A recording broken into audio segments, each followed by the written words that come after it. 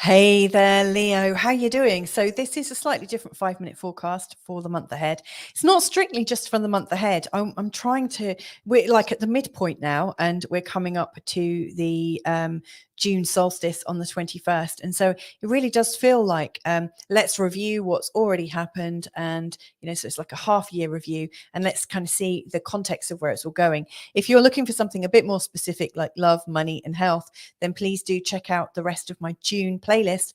The video that's called Helen and Louisa, Astro Tarot, you'll find your 3-minute forecast in there.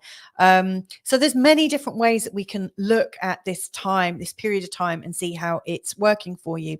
In particular, I'm analyzing really the effect of where Pluto, Saturn, Neptune, Chiron, Jupiter, and Uranus are in terms of your life. And as far as I can see, it's been very much about everything external to yourself and not so much on the internal side. So, for instance, there's been massive transformations in the way you work and also the way you organize your life. And in recent times, it's felt like it was having more of an impact on your relationships. And over the last month in particular, maybe a month and a half, it's felt like the people that you're in active relationships with have actually been getting very transformed, very possibly morose, possibly macabre. They might have needed to be a lot more supportive given the position and the movement of Pluto in your chart. Now, in terms of shared resources and the kinds of the quality of relationships in your life, I would say that with Saturn in the sign of Pisces now, well in the sign of Pisces, you've noticed that there's a lot more games being played in terms of the serious relationships you've got going on. It really feels like the last few years has done a number on everyone, and it just feels like there's a lot of recalibration that still needs to occur, almost as if you've come out of a vibrational match with the people that are in your life, and it's time to start piecing it together. This is much more of a longer term thing. This isn't going to be something you sort out in this month ahead, but it's just to get the picture right.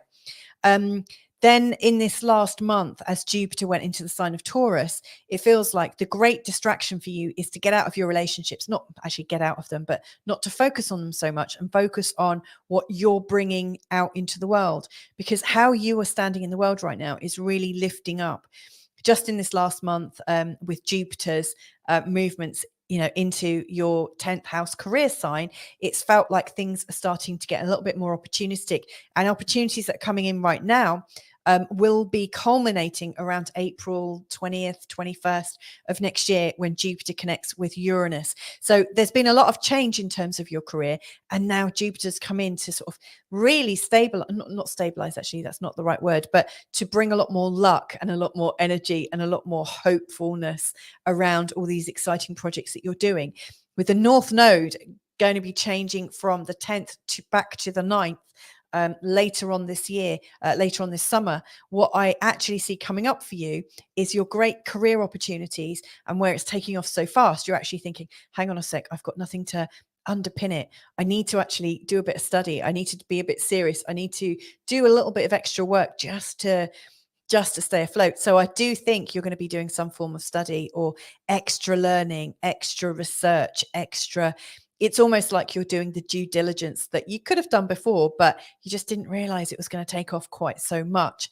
Now, with the sun coming out of the sign of Gemini and going into Cancer later on this month, it does reflect a slight quiet shift towards the end of June, where you're probably just a little bit exhausted, a little bit worn out. You've been out a lot recently, and it just feels like it's time to rest up a bit. However, it's very difficult to rest up when you've got Mercury coming through the house, like 3 houses, and you've also got Venus moving to connect with Mars in your first house. And what's really going to happen is, aside of all the things I'm talking about and the upshift in your work, even though you might be feeling a little bit more tired and jaded, it's still worth putting your best pants on, putting your best shoes on, and getting out there. Reason being is when Venus crosses our ascendant, or crosses into our first house, the place of our maximum charm, our maximum levels of attractiveness.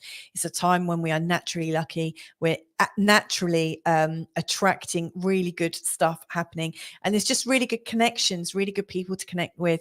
And it's also a time when Mars in that area is also giving you a lot more vitality. So even if you are feeling tired, I would still advise you, and I don't normally advise people to do this, but I would advise you push on just for a little bit longer, because it's going to get quite exciting. Anyway, I hope that's helpful to you, Leo, in this month ahead, but also to get a sense of where it's all leading. Anyway, so much love.